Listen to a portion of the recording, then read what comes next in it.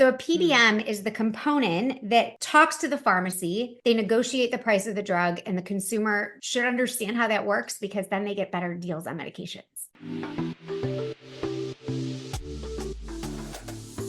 Welcome to That's Term Good. I'm Janelle Ball, and I'm excited to bring you thought-provoking conversations about biologics, specialty medications, treatments, and so much more. I'll be chatting with some amazing guests about access, affordability, and advocacy. You're really going to enjoy this show. Welcome to That's Term Good. Today, my guest is Rachel Strauss. She is a PBM Princess and Vice President of Strategy for EHIM, powered by ProCare. Thank you, Rachel. Welcome. Thank you so much for having me. Yes, I'm so excited to talk to you. I think you had commented on something, and immediately when I saw it, I was like, PBM Princess, what is that? Who is that? I need to talk to her. And then I clicked on your profile and I was like, I'm all about the glitter and pink. And it's like the fun part, I guess. You know what? We can make it fun, right? Exactly. You kind of have to in this world. But yeah, I was so excited to meet you and to talk to you, and your passion for what you do shows. And so I really wanted to talk about that, to highlight that. And I feel like I don't really get to know a lot of what goes on and what happens, or understanding the PBM side. So I'd love for you to jump in and tell me, first of all, what is your background and where did that nickname PBM Princess come from? Sure. So, I think like so many of us who end up on the payer side, or something that, 95% of the world has never heard of, when you end up in a job like that, it's not something you dreamed of from childhood. I think we end up, kind of on an unusual path. So, in college, I went to Michigan State. I know you're in Ohio, so we don't even have to get into colors. I'm with pink, so I don't need to bleed green and white right now, but I did go to Michigan State. I had passions in journalism. I was pre-med once upon a time. And the way that I was able to do the 4-year plan with undergrad was kind of to marry my college credits. So I actually technically have a bachelor's of arts in communication with a specialization in journalism and chemistry. It was the way I kind of made all my credits work so that my science classes could kind of take place. And, my dream, Janelle, was to be a healthcare reporter. Tuesdays, New York Times, they do a lot of different expose. I really always was very passionate about healthcare. And when I graduated, I, was working at the time freelance, kind of figuring out what I wanted to do.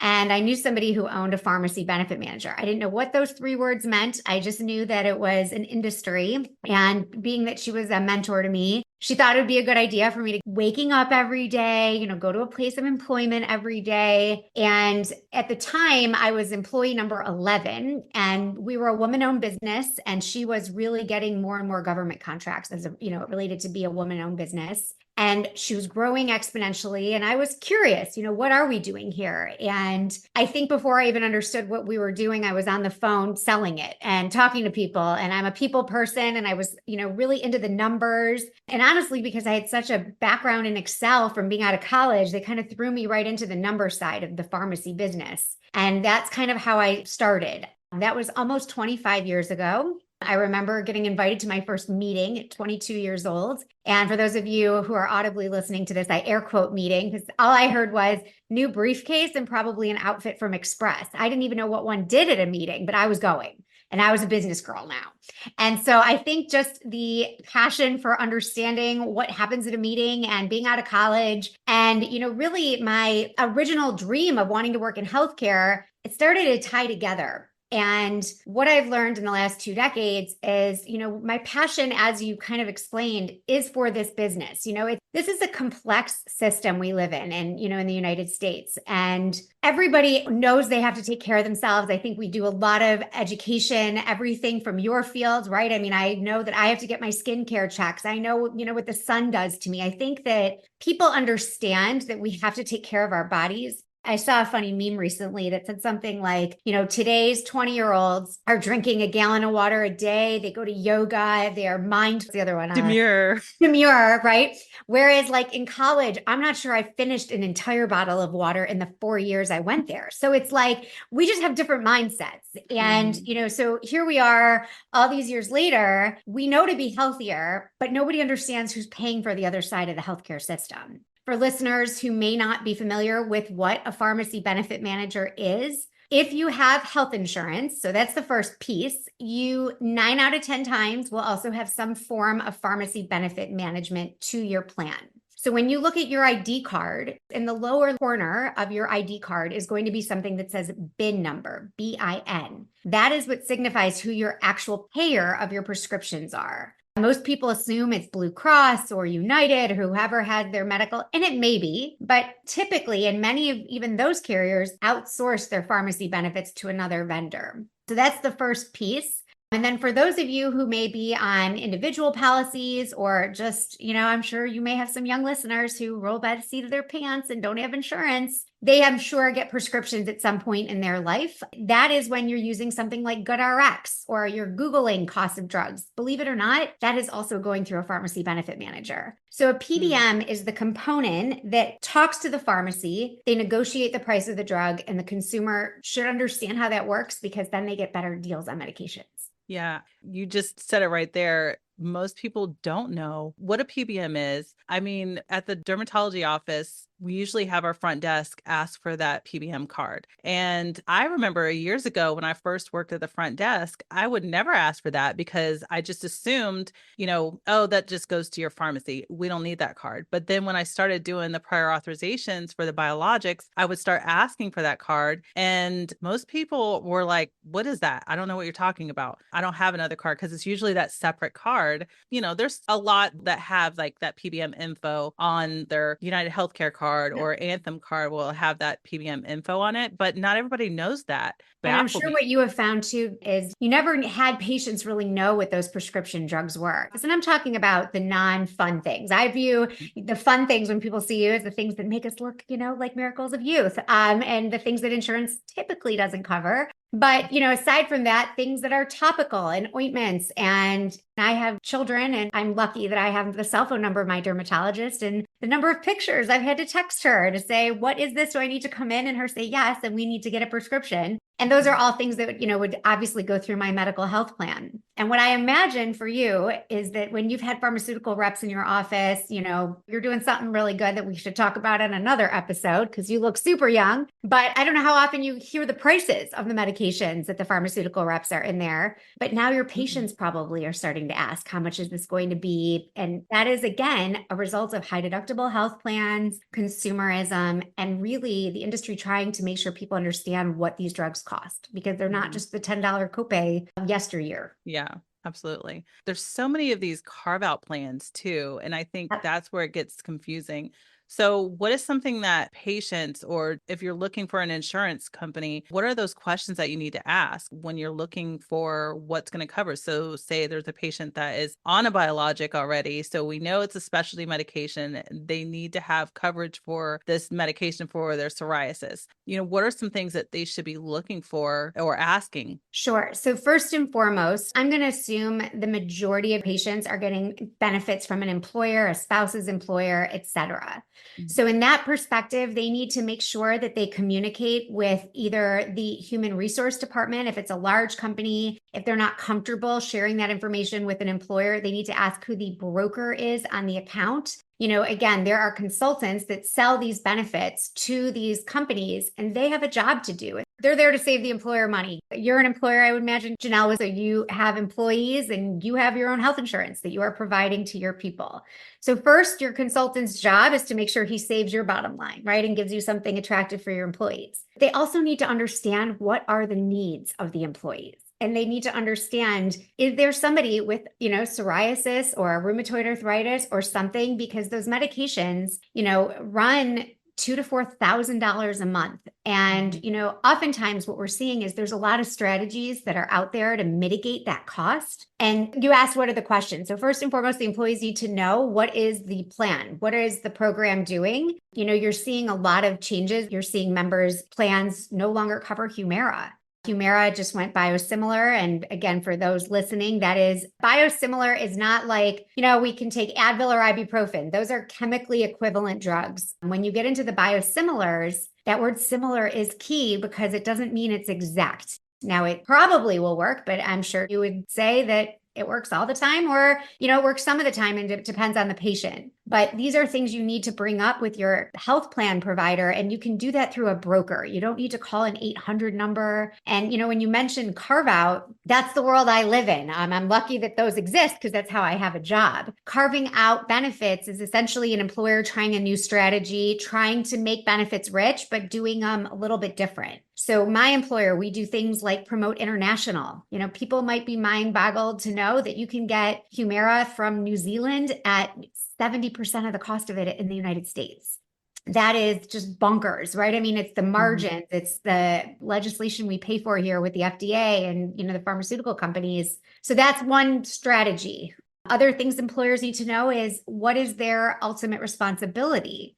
A lot of times these are covered, but with high out-of-pocket costs to the member. I'm sure your office has helped coordinate. There are coupon programs available.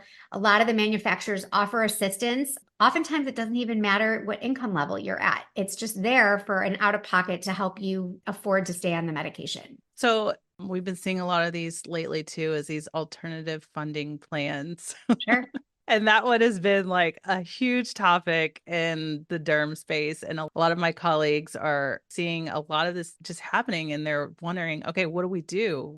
How do we fix this? Or how can we still get access for our patients? And it just seems to be a really difficult process. So these funding programs are there for a few reasons. One, the manufacturers are seeing the reduction in their utilization because, quite honestly, these carriers don't want to pay for them. They're just so expensive. And unfortunately, they were not that you were doing it. We were seeing them as level 1 treatments on the payer side. And so, when you're trying to make healthcare affordable to the masses and make sure people who need the right medication are getting it, there's a balance. And that the prior authorization process is not meant to be, us on the payer side banging our chest and trying to be bad guys. It's simply to make sure that it's the right patient, right treatment, right protocol. But again, once we get past that, these carve out programs that you're talking about are really another mechanism to try to find the best way to pay for them. Unfortunately, as opposed to just making it less expensive to begin with, these manufacturers are trying to get the most expensive price they can get on it. I always equate it like this. I just had a calcium risk score for my heart. I'm in my 40s. My doctor said, do it. So I said, great, I'm going to do it. And she said, by the way, don't tell them you have insurance when you go. And I said, what do you mean? She goes, well, a cash paying customer, that test is like $100. If you run it through your insurance, it's going to be at least your $500 deductible. And Wow. I'm in this business and didn't know that. And so when you start to hear that, that's what these manufacturers are doing, is they're trying to bill people on my side who pay the bill the most they can get, because they're like, they'll stick it to the employer. Well, employers can't afford to give benefits. I mean, you see, I don't know how many employees are in your plan, or if you have an individual policy, or if you're through a spouse, but I promise you, those rates keep going up.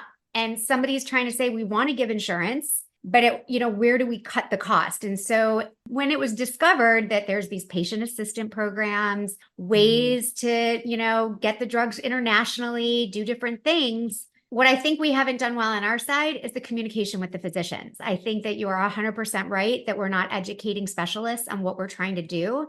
It's funny, the number of times I go to a doctor and, just making conversation, what do you do for a living? And I start to explain I'm on the payer side. I say, are you the annoying people with the prior authorizations? I'm like, not me personally, but yes, they sit down the hall. Yeah, that's us. But again, we shouldn't be annoying. We should all be communicating, because ultimately your role is to take care of the patient. Our role is to make sure that we can pay for it, because we want to get people healthier and we want to get, to that next chapter. And that's kind of what we're trying to do. Yeah, absolutely. I think that's so important. That communication is huge. When there's no communication, nobody knows what's going on. And then it's just that blame game a lot of times, It's like so that Spider-Man and that meme where they're both pointing at each other and yes, they all have guns towards exactly. you, right? And it's like, who is it? It's all of them. Right. Yeah. So, it's like one of those things. We got to have that education and the awareness out there so that people really understand how to utilize it the right way, and, what these prior authorizations are in place for. That doesn't mean that every single one is going to be perfect, because none of them are. The manufacturers have issues. The process is just flawed in general, and there definitely needs to be more conversations about it. But I think being able to seek that information and learn and grow in that way. I think educating the offices is so important. Absolutely. It's just everyone has a role in it. It's just working together. Yeah, absolutely. So, what do you wish that people knew about pharmacy benefit managers? That every choice we make as consumers impacts outcome. That if we are quick to see something on TV and don't really understand if it's the right thing for us, and I think the social pressures that are out there. I mean, geez, look at the Ozempic craze right now, and it's just making sure we all understand what this does to not only our health, but also our financial health and what choices are available, and not just go with a copay structure and really take the initiative to understand. I mean, something as simple as even where you do your cost of care, right? I mean, we hear this with labs, you hear it with x-rays. I just explained my own, personal heart test. But this is also true with pharmacies. So not all pharmacies have the same price. And, you might make one call or two calls and find out you can go to a different pharmacy and it's cheaper. Right. And that impacts everybody downline. Yeah. So you also used to be an underwriter for insurance Yes. companies. Yeah. What did that entail? So that basically is, understanding how much people use of medications, if they're on certain medications, what's the likelihood that they're going to escalate, right? I mean, it used to be if we saw somebody on, ibuprofen, why, like a daily dose, right? Is it really the step one of arthritis, right? And understanding the different levels and ultimately what costs that person could be. And it's not unlike when you're looking at, buying a car, they're going to look at how many accidents have you been in? Are you at fault? Are you getting speeding tickets? Are you living recklessly? It's really just looking at making sure that the medications and people are taking them. As an underwriter, we're not saying we want everybody on zero things.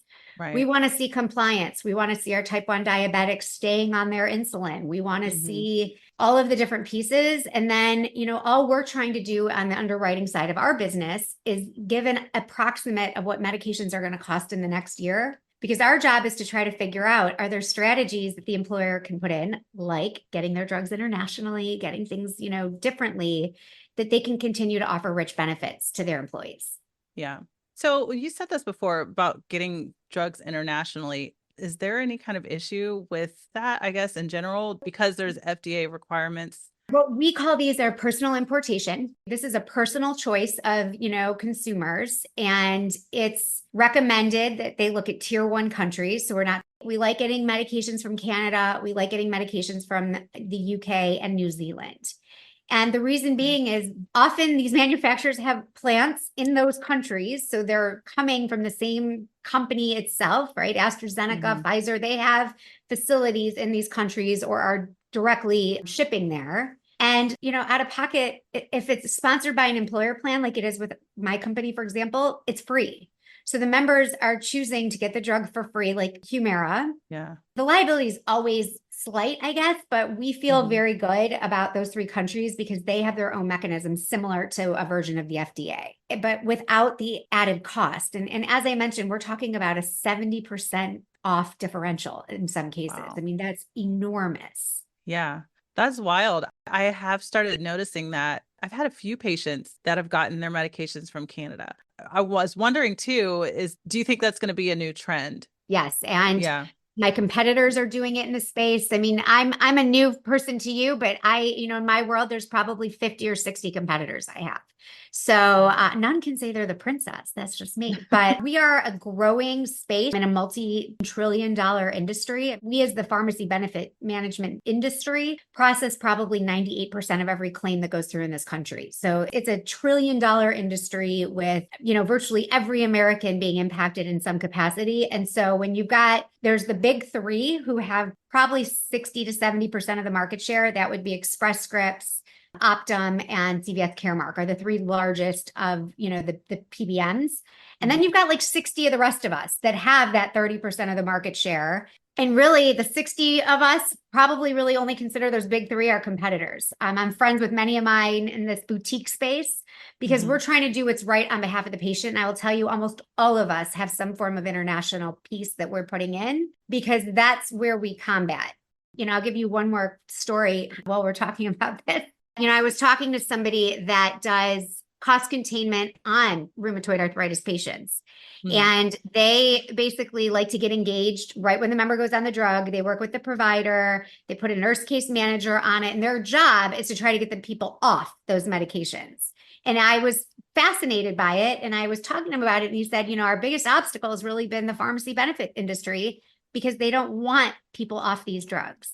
And why a pharmacy benefit wouldn't want people off those drugs is because they make money when people take those drugs and don't get them internationally. And so, Yeah. really what we're getting at is, patients don't understand how much influence there is even in the drugs that they're getting.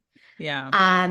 When physicians learn about medications and the like, one of the things, they used to do years ago is pharmaceutical companies paid commission to doctors and like basically said, oh, you wrote this much this month. Great. Here's a check. That became illegal.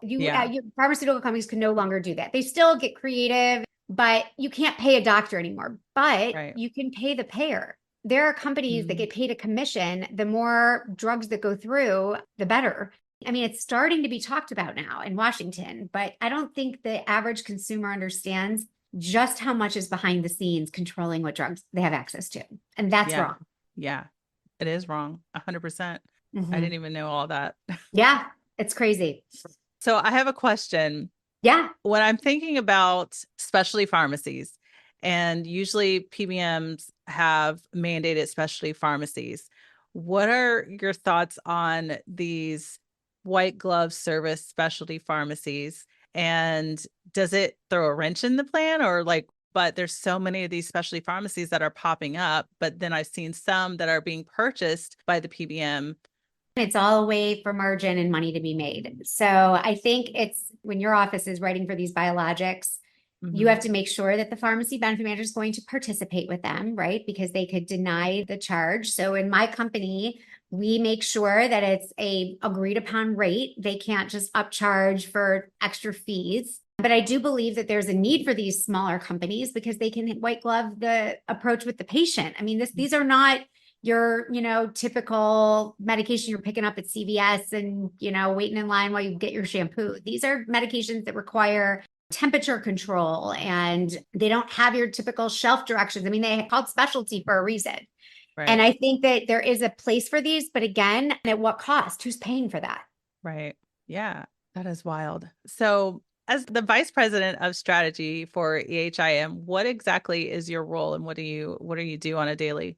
Sure. So my role is a lot of things. What I've done for 20 years that I will never let go of is I work with employer groups. I create strategies. I look to see with broker consultants where we can find money to save. So that's the first, thing that I love doing. But my role with strategy is to look for other people in the game who want to help healthcare, right? Who really want to partner because ultimately we want to help people get healthier. We want people to stay compliant on their medications, and we want to make sure somebody can pay for it. Yeah, that's so good. I love that. Maybe we should talk about the dermatology side too. Yeah, I would love it. Love it. Love it. Tell me what you're doing in the derm world. So I'm a biologic coordinator and I have a company and we work with dermatology offices all over and we place a virtual coordinator to work and handle all the prior authorizations for any of the specialty drugs. Yeah. So, and I've done that for about 9 years. So my goal with the office is to really help to streamline that process of getting patients that medication.